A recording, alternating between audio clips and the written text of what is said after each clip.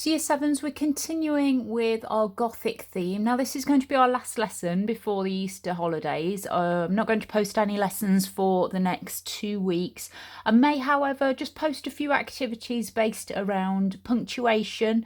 They're there for you to look at any time. You don't need to do them during the Easter holidays, so have a decent break. But if you get bored or you're wanting to do some English work, then there'll be a few bits and bobs on there for you to be getting on with. So we're thinking about using language for effect today, and our learning objective is about how publicity is written to suit its audience. Now, if you think about any time that we write or speak, we always have to choose our words carefully, and that's whether it's non-fiction or fiction.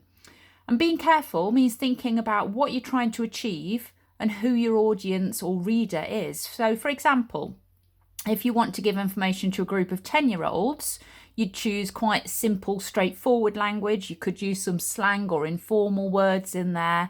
But on the other hand, if you wanted to write to persuade your head teacher to reduce your homework, you'd have to choose a much more formal style and choose words that were probably a little bit more complex to suit an adult audience, okay?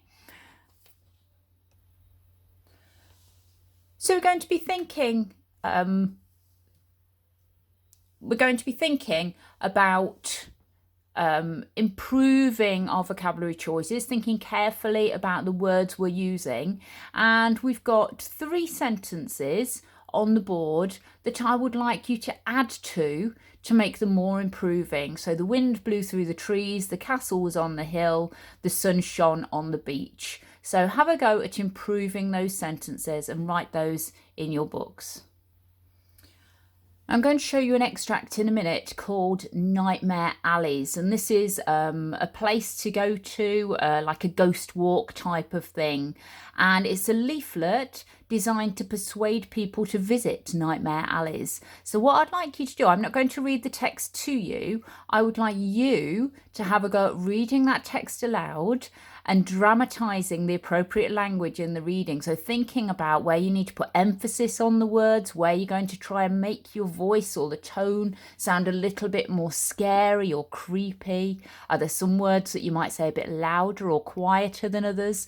Are there some that you really want to emphasise in other ways by maybe stretching the word out a bit? Have a think about different ways in which you could read it to make it sound quite spine-chilling.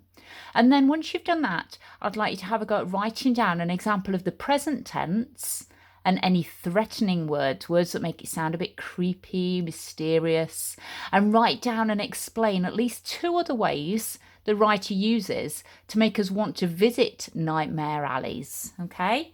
Give yourself a couple of minutes.